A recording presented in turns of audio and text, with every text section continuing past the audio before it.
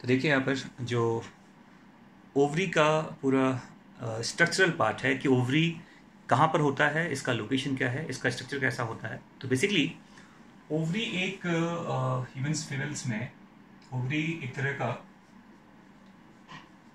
Intra abdominal organ है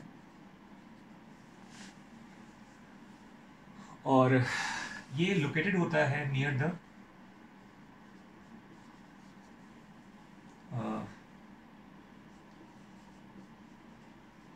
lateral side of pelvic wall, pelvic cavity in the lower abdominal area.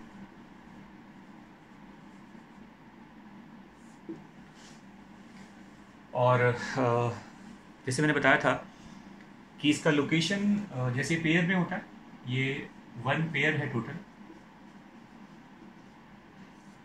जैसे ये अगर uterus का ऐसा स्ट्रक्चर है तो एक यहाँ पर होता है, एक यहाँ पर होता है। 1 pair on both the side of uterus, intra abdominal structure है ये। और अगर इसका पूरा डायमेंशन देखा जाए तो इसका लेंथ लगभग 3.5 सेंटीमीटर है। इसका जो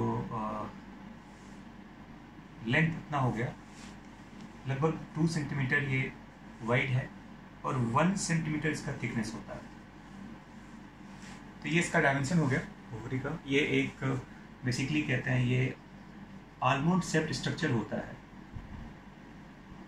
आलमंड शेप्ड कहते हैं इसको। और जैसा कि मैंने बताया था कि जो ओवरी का पोजीशन है ये लोअर एब्डोमिनल पार्ट में, लोअर एब्डोमिनल पार्ट में ये काफ़ी स्ट्रांगली ये अटैच्ड है, सपोर्टेड होता है। तो वो कौन कौन से पार्ट्स हैं जो इस पार्ट को, इस ओवरी के पार्ट को यहाँ सपोर्ट करता है, उसके स्ट्रक्चर को फिक्स करता है। तो याद रखिएगा, मैंने बताया था आपको कि एक तो जो स्ट्रक्चर है जो ब्रॉड लिगामेंट का पार्ट है जिसके चारों तरफ होता है, एक्चुअली इसे कहते हैं क्या, इसे मीजोवेरियम कहा जाता है। और जो स्ट्रक्चर इसे पेल्विक वॉल से अटैच करता है इसे कहते हैं सस्पेंसरी लिगामेंट। ये भी याद रखिए कि लिगामेंट के थ्रू ही जो ब्लड वेसल्स का सप्लाई है वो ओवरी के अंदर होता है। और एक जो लिगामेंट है जो ओवरी को कनेक्ट करता है कहाँ से, यूट्रस के वॉल से, जिसको क्या कहते हैं, इसको ओवेरियन लिगामेंट भी कहा जाता है। तो 3 तरह का सपोर्टिव पार्ट है। एक तो mesovarium, that is the part of broad ligament only, that surrounds a kind of peritoneal fold, double peritoneal fold surrounding the ovary is called mesovarium. Mesovarium is a part of broad ligament only. Next part जो ovary को pelvic side से, lateral side से इसे attach करेगा pelvic wall से, उसे कहते हैं suspensory ligament। और एक ligament वो भी है जो ovary के part को connect कहाँ से करता है, यूट्रस के wall से, उसे कहते हैं ओवेरियन लिगामेंट कहा जाता है। तो ये तो मैंने बता दिया कि ओवरी का एक जो ओवरऑल इसका लोकेशन क्या होता है। अब मैं बता रहा हूँ कि इसका जो इंटरनल पार्ट है, ओवरी के अंदर कौन कौन सी चीज़ें होती है, इसमें लेयर कौन कौन से होते हैं। तो let's see the structure of ovary.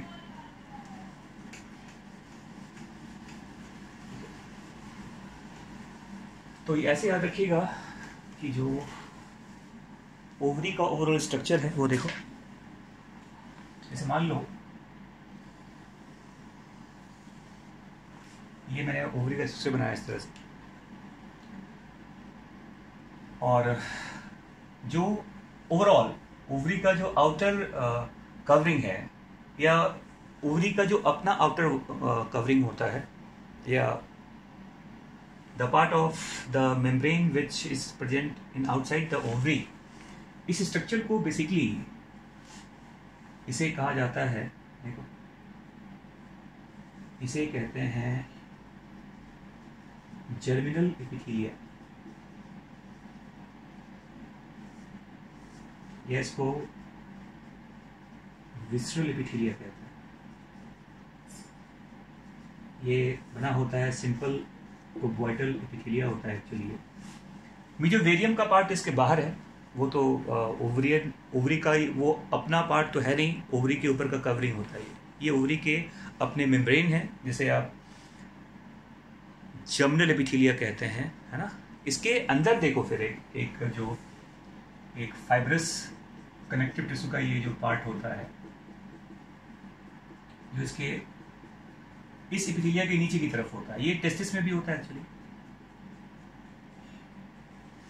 इस स्ट्रक्चर को कहते हैं, इसे कहते हैं ट्यूनिका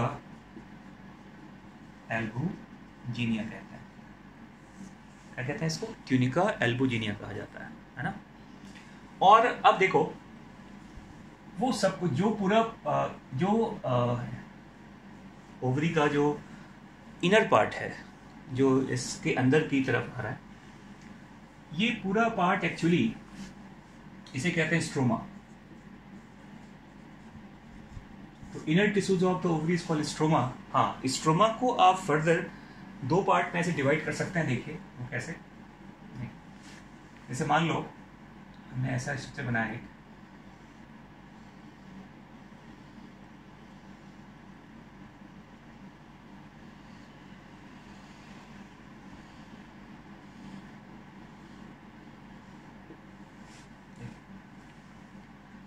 ये एक न्यूरोवैस्कुलर एरिया होता है।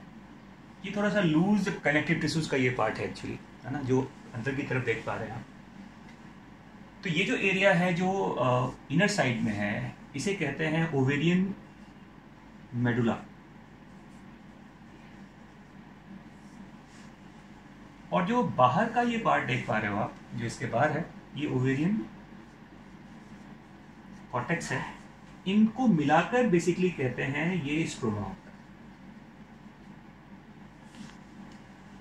ब्लड वेसल्स, नर्व फाइबर्स वगैरह का एबंडेंस मिलेगा आपको मेडुला वाले पार्ट में। कॉर्टेक्स बेसिकली इसके अंदर फॉलिकल्स वगैरह होते हैं, है ना। और देखो ये जो पार्ट आप देख पा रहे हैं, यहाँ से ब्लड वेसल्स की एंट्री होती है ओवरी के इनर पार्ट में, इसको हिलम कहा जाता है। ठीक है, अब देखो यहाँ पर जो ये कॉर्टेक्स का पार्ट आप देख पा रहे हैं, इसमें अलग अलग स्टेजेस के, देखो ऐसे कुछ आपको ऐसे स्ट्रक्चर्स नजर आएंगे इसके अंदर।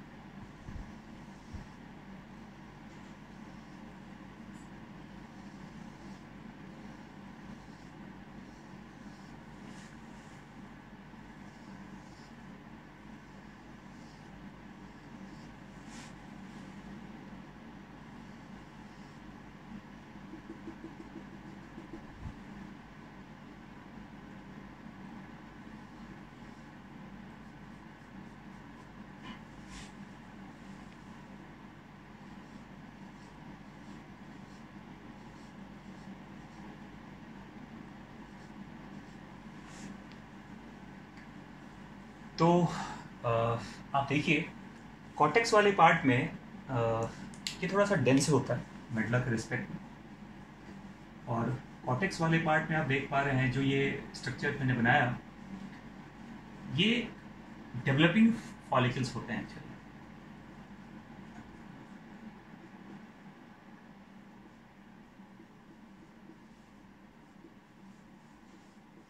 ये कॉर्टेक्स का पार्ट है, और इस कॉर्टेक्स के पार्ट में जो आप स्ट्रक्चर देख पा रहे हो, इसे डेवलपिंग स्टेज ऑफ फॉलिकल्स कहा जाता है। तो ये जो स्ट्रक्चर आप देख पा रहे हैं, ये सब ओवेरियन फॉलिकल कहते हैं इसको। ये फॉलिकल कई तरह के होते हैं, और जैसे अगर मैं बताऊं आपको, अगर मैं इसको लिखूं कि ये 1 है, ये 2 है, ये 3 है, ये 4 है, ये 5 है, ये 6 है, ये 7 है।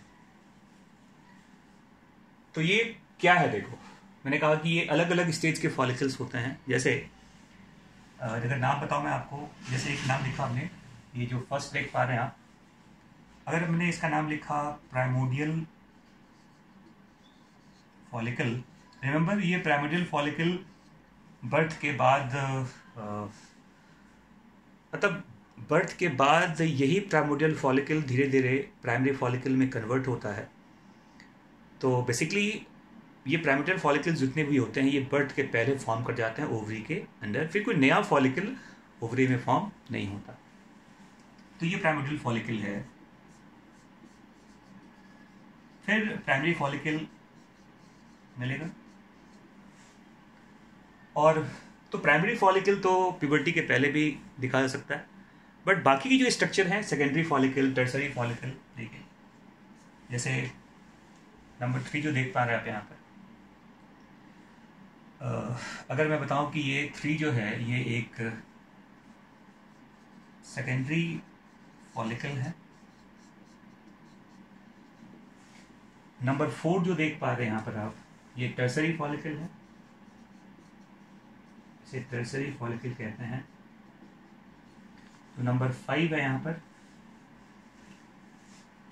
इसको मैच्योर फॉलिकल या इसी को ग्राफियन फॉलिकल भी कहते हैं। जो नंबर 6 है ये सब ओवुलेशन के बाद का स्ट्रक्चर है एक्चुअली। जो नंबर 6 है, जो नंबर 7 है, इवन एक और स्ट्रक्चर बना सकते हैं, देखिए। तो जो नंबर 6 है इसे कहते हैं कॉर्पस हेमोरेजिकम। ये ग्राफियन फॉलिकल के रप्चर होने के बाद बनता है। जो नंबर 7 देख पा रहे हैं आप यहाँ पर, ये कॉर्पस ल्यूटियम है, इसे कॉर्पस ल्यूटियम कहते हैं। और जो नंबर 8 आप देख पा रहे हो, ये वाला स्ट्रक्चर, इसे कॉर्पस एल्बिकेंस कहा जाता है। क्या कहते हैं इसको? कॉर्पस एल्बिकेंस कहते हैं। अब मैं बता दूं आपको, ये सब हम डिस्कस करेंगे डिटेल से when we will start the chapter the part gametogenesis, कि फॉलिकल्स का डेवलपमेंट कैसे होता है, इसका पूरा फॉर्मेशन कैसे होता है। बस मैं रफली बताया कि ये डेवलपिंग स्टेज के फॉलिकल्स होते हैं जो ओवरी के कॉर्टेक्स वाले पार्ट में मिलता है। मेडला एक न्यूरो वैस्कुलर एरिया है जहाँ नर्व फाइबर्स, ब्लड वेसल्स होते हैं। ये लूज कनेक्टिव टिश्यूज का ये पार्ट है एक्चुअली। ये थोड़ा डेंस होता है कॉर्टेक्स का जो पार्ट होता है। और इसी कॉर्टेक्स में क्या मिलता है बताओ? अलग स्टेज के फॉलिकल्स होते हैं। जैसे मैंने बताया आपको कि प्राइमोडियल फॉलिकल्स का फॉर्मेशन बर्थ के पहले होता है। Primary follicles almost menopausal stage तक वो बना रहता है। हाँ, प्राइमरी फॉलिकल के बाद के जो स्टेज आते हैं, secondary, tertiary, Graafian, the corpus haemorrhagicum, corpus luteum, corpus albicans, ये सारा स्ट्रक्चर देखा जा सकता है जब फीमेल्स में क्या स्टार्ट होता है, मेंस्ट्रुअल साइकिल। अब ये सारी चीज़ें क्या हैं यहाँ डिस्कस नहीं करेंगे इसको हम। मैंने जस्ट बताया कि ओवरी का ये इंटरनल हिस्टोलॉजी है कि ओवरी में क्या क्या होता है। जैसे मैंने बताया कि ये बाहर की तरफ ये जर्मिनल एपिथेलिया है, और यहीं से बेसिकली जो ओसाइट्स वगैरह होते हैं, ओगोनिया होता है जो फॉर्म होता है, जिससे बाद में फिर फॉलिकल्स वगैरह के पार्ट डेवलप होंगे। तो कहानी तो स्टार्ट यहीं से होती है, जर्मिनल एपिथेलिया से, है ना। तभी इसका नाम जर्म एपिथेलिया कह रहे हैं, है ना।